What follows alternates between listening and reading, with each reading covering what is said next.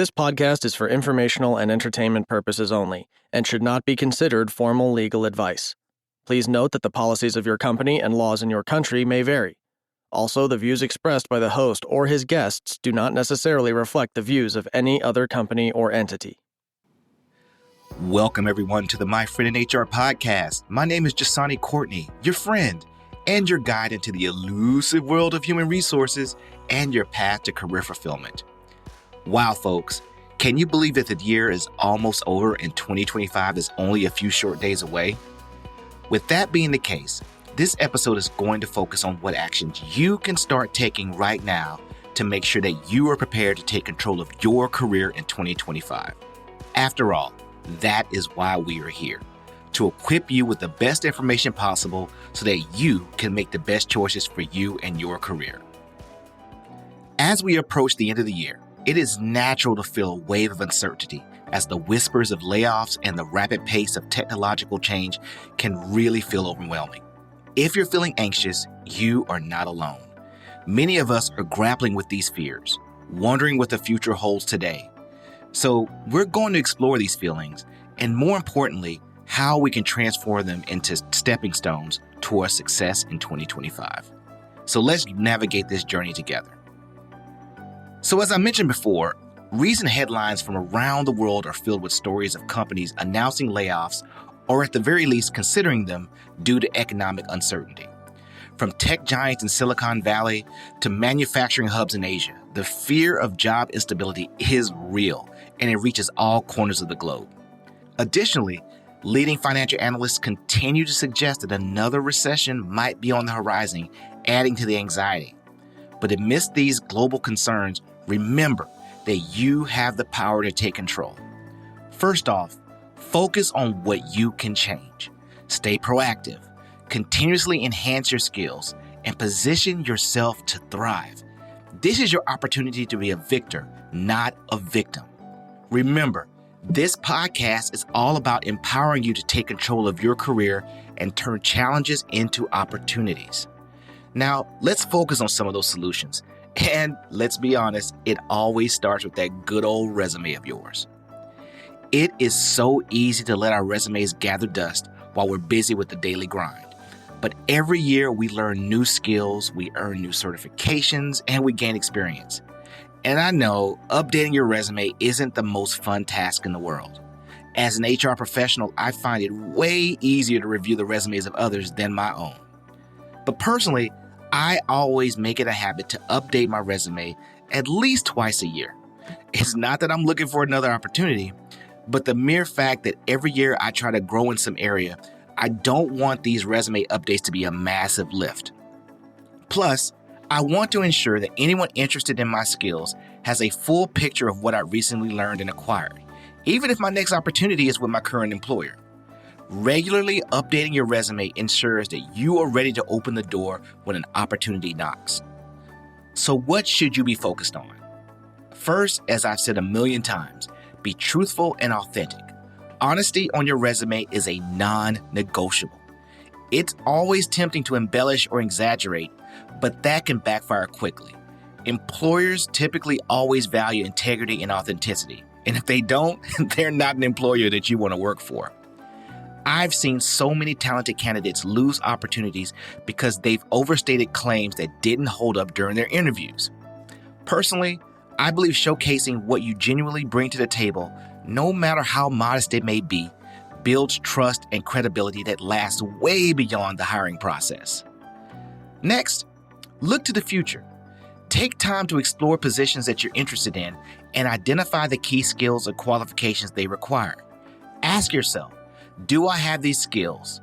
And if the answer is yes, include them on your resume. For example, when I was preparing to take on a more strategic leadership role, I noticed data-driven decision-making was crucial. While I already had some experience, I invested in further learning and applied those skills in my role. Adding that to my resume didn't just show readiness, it reflected a proactive mindset. Next, prioritize relevant skills for 2025. Industries are always evolving, and your resume should too highlight skills that align with emerging trends, such as AI proficiency, hybrid leadership strategies, or sustainability practices. It's about showing that you're not just keeping up, but you're also anticipating the future. Next up, use tangible metrics. A resume or CV without metrics is like a book without data, unconvincing. Think about the accomplishments in terms of measurable results. For example, I once led a project that improved employee retention and reduced turnover by 15%. Including this on my resume didn't just outline the responsibility, it highlighted the impact I had. Employers want to see evidence, so take the time to quantify your contributions whenever possible. Also, focus on your resume's appearance. The layout of your resume sets the tone before a single word is even read. A clean, professional layout ensures that recruiters focus on your content. I remember when I revisited my own resume after getting feedback from a mentor. They pointed out that it was overly cluttered and really hard to navigate. I went ahead and simplified it with clear sections and concise formatting. And I gotta tell you, the difference was night and day. I always recommend tools like Canva or Nova Resume to help streamline the process.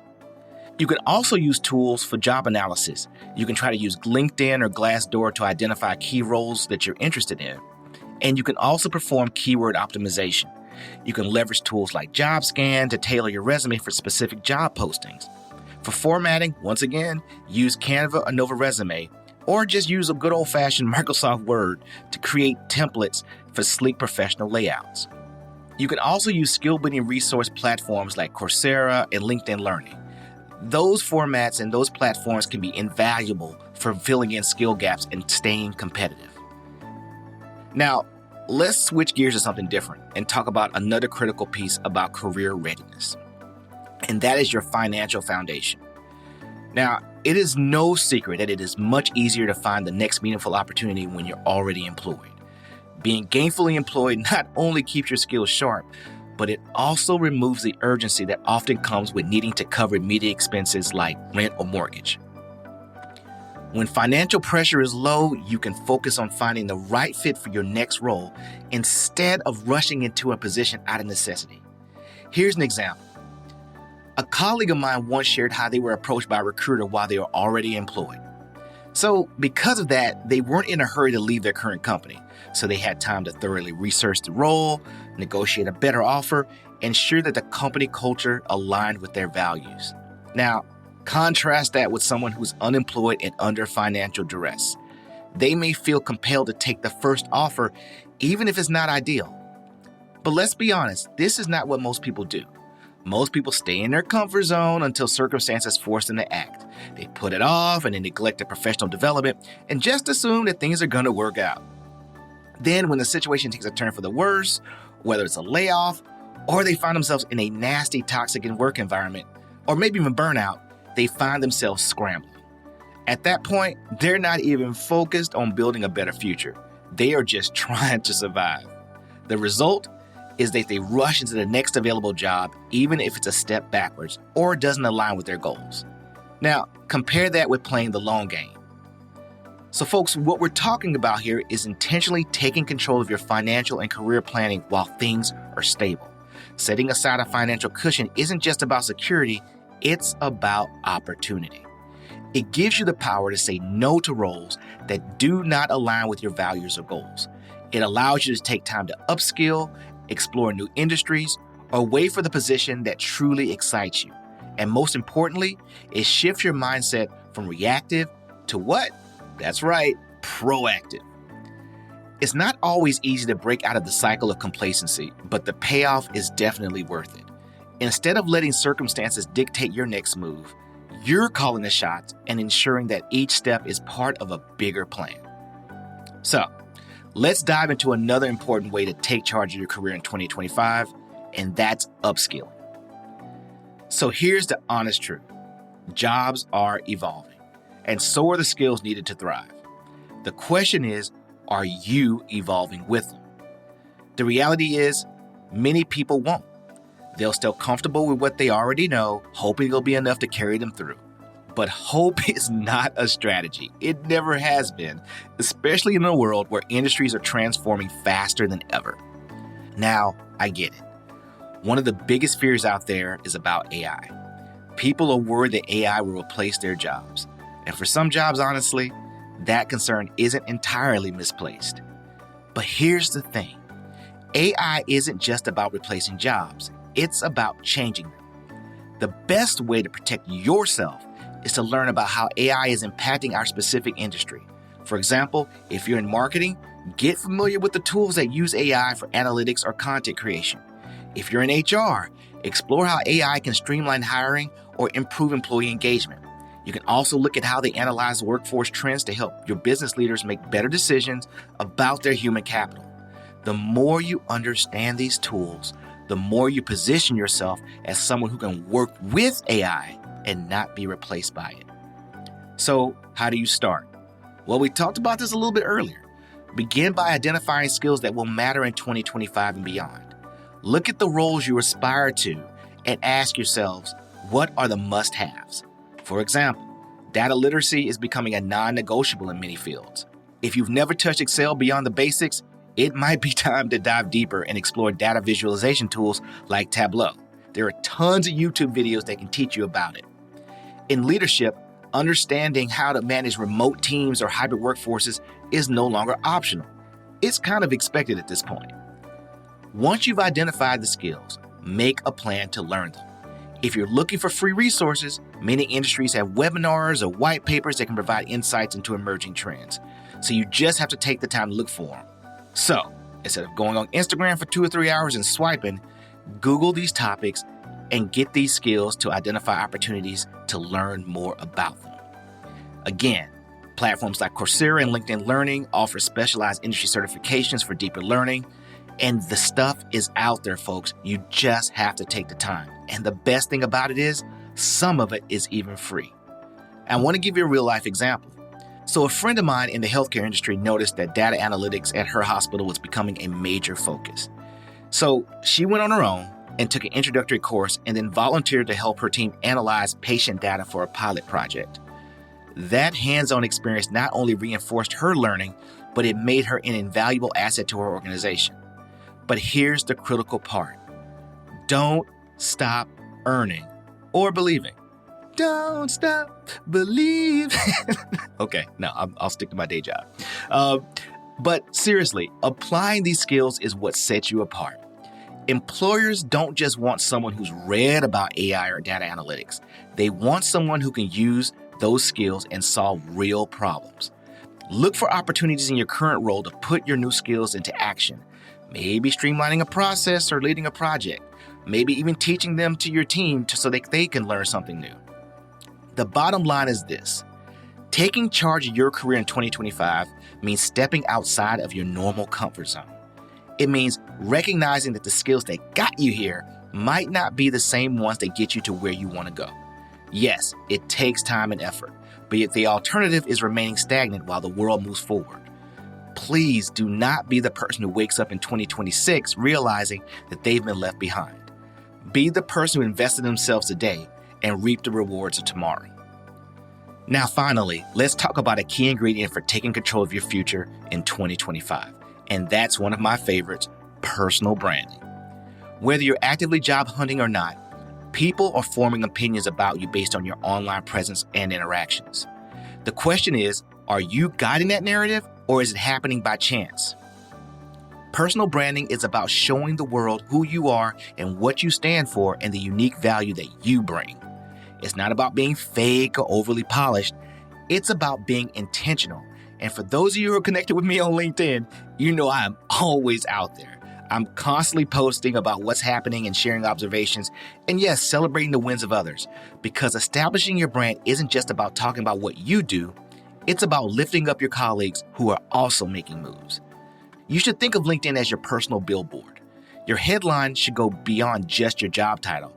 It should highlight your expertise or your passion.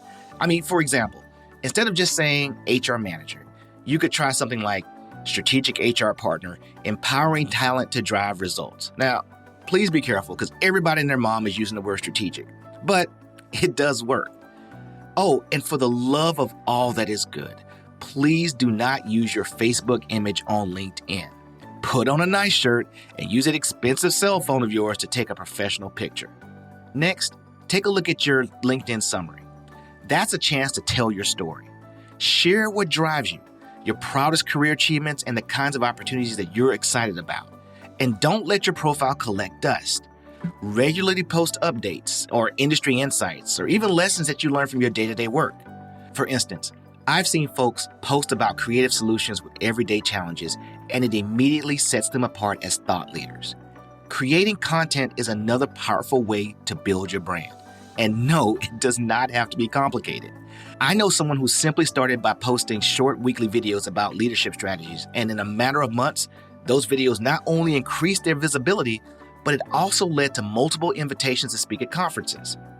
Small, consistent actions add up. But here's where I think some people often miss the mark. Networking and personal branding isn't just about what you know, it's about who knows you. I make it a point to reach out to my connections, even if it's just to say, hey, how's life treating you right now? It does absolutely nothing to have 5,000 connections if you never connect with any of them. I can't tell you how many times a quick message or a congrats on the new role has sparked a meaningful conversation. Building relationships is the heart of your brand, and it's as simple as showing people that you care. And don't forget, consistency is key. Branding isn't something you do once and then just leave it alone. It's an ongoing process. And for me, posting and engaging with others and staying visible isn't just a strategy, it's actually part of who I am. And trust me, the effort pays off. When people think of opportunities, they think of names that they've seen regularly, the ones who stand out. Taking control of your career in 2025 is about owning your narrative and being intentional about how you show up. It's about being consistent, genuine, and showing that you're not just another name on the list. You are someone who brings value to the table. So get out there, celebrate your wins and those of your colleagues, and let your brand work for you. Woo! We covered a lot of information. As we wrap up the final episode of 2024, let's take a moment on the key points we've discussed today.